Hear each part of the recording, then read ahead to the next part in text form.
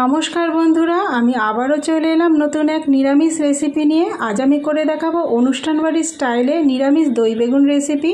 সম্পূর্ণ নিরামিষভাবে রেসিপিটি তৈরি হয়। যে কোনো নিরামিষের দিনে বা আমিষের দিনের গরম ভাতে বা রুটিতে অসাধারণ খেতে লাগে এই রেসিপিটি।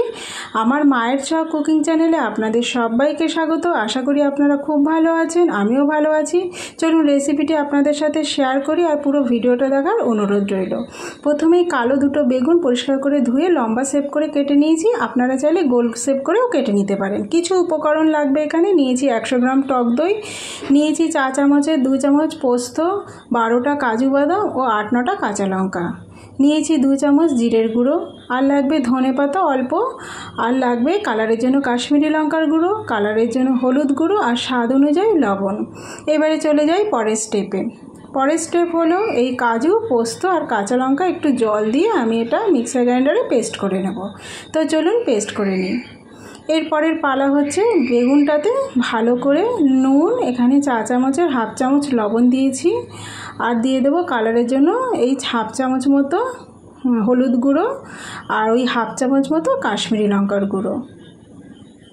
তো ব্যাস দেওয়া হয়ে গেছে। এবারে হাত দিয়ে ভালো করে এটাকে মেখে নেব। খুব সুন্দরভাবে ভালো করে মেখে নিতে হবে। মেখে নিয়ে আমি 10 মিনিট মতো একটু রেস্টে রেখে দেব। তাতে কি হবে, বেগুনের মধ্যে নুনটা ভালোভাবে ঢুকে যাবে আর কালারটাও বেগুনের সুন্দর হবে হলুদ আর কাশ্মীরি লঙ্কা দেওয়ার জন্য। তো এইভাবে আমি মেখে নিচ্ছি। দেখুন ভালো করে মাখা হয়ে গেলে আমি পরের স্টেপে চলে যাব। ব্যাস মাখা আমার হয়ে গেছে। এরপরে আমি পরের স্টেপে চলে যাব 10 মিনিট বাদে। 10 মিনিট পরে আমি রান্নাতে চলে এলাম। গ্যাসে কড়াই বসিয়ে দিয়ে তেল দিয়ে দিয়েছি একটু পরিমাণ মতো। তেলটা ভালো করে গরম করে নিয়েছি। অবশ্যই এটা সর্ষের তেল দিয়েছি। আপনারা চাইলে সাদা তেলেও রান্নাটা করতে পারেন। তো তেলটা গরম হয়ে যেতে এইভাবে আমি মিডিয়াম ফ্লেমে বেগুনগুলো ভেজে নেব।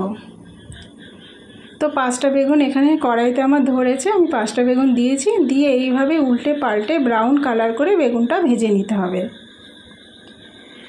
তো দেখুন কিছুক্ষণ পর আমার বেগুনটা ভাজা হয়ে গেছে। আমি তেল থেকে ছেঁকে আস্তে করে বেগুনগুলো সব তুলে নেব।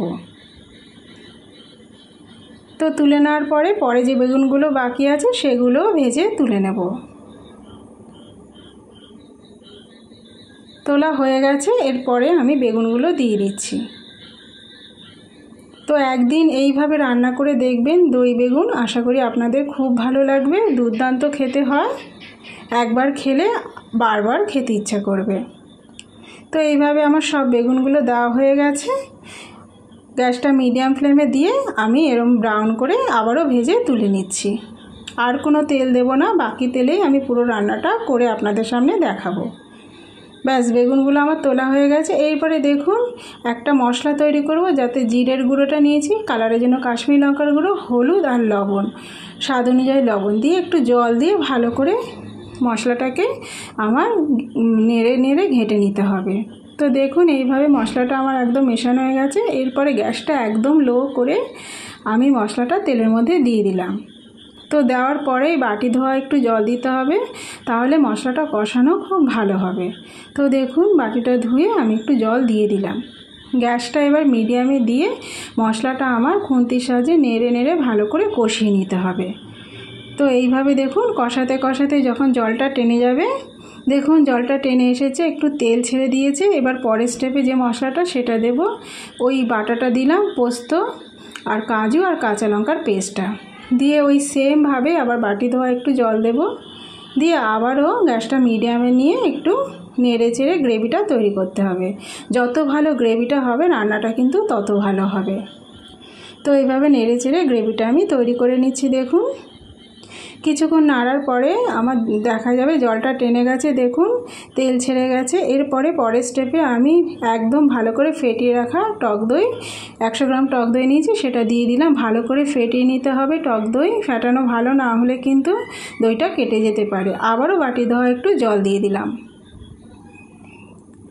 ব্যাস এইবারে ভালো করে আমার দইয়ের সাথে পুরো মশলাটা ভালো করে কষিয়ে নিতে হবে। তো এইভাবে নেড়ে চেড়ে কষাতে হবে, কোনো ঢাকা চাপা দেওয়ার ব্যাপার নেই, এইভাবে মিডিয়াম ফ্লেমে কষাতে হবে। রান্নাটা করতে 10 মিনিটের বেশি টাইম লাগবে না, খুব তাড়াতাড়ি রান্না আর দুর্দান্ত স্বাদের এই রান্নাটা।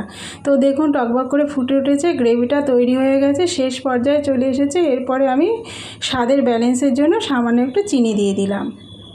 তো দিয়ে দিচ্ছি, দেখুন গ্রেভিটা আমার একদম ভালো তৈরি হয়ে গেছে। তো এই পর্যায়ে এসে কিন্তু যে পাত্রে আমি ভাজা বেগুনটা রেখেছিলাম তাতেও গ্রেভিটা ঢেলে দেওয়া যায়, অথবা গ্রেভিটার উপর বেগুনটা দেওয়া যায়। এখানে আমি অল্প বেগুন দিয়ে করছি বলে গ্রেভিটার উপর বেগুনটা দিচ্ছি। আপনারা যদি অনেক বেগুন দিয়ে করেন তাহলে কিন্তু গ্রেভিটা ওই ভাজা বেগুনের উপর দিলেও হয়ে যাবে, বেগুন তো এমনিতেই সিদ্ধ। তো একটু টকবক করে ফুটে উঠলেই কিন্তু নামিয়ে দেবো, রান্নাটা আমার প্রায় হয়ে এসেছে।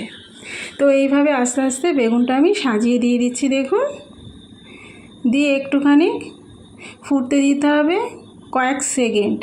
এরপরে উপর থেকে ধনেপাতা ছড়িয়ে দিলেই কিন্তু রান্নাটা আমার একদম রেডি, পরিবেশনের জন্য একদম রেডি হয়ে যাবে।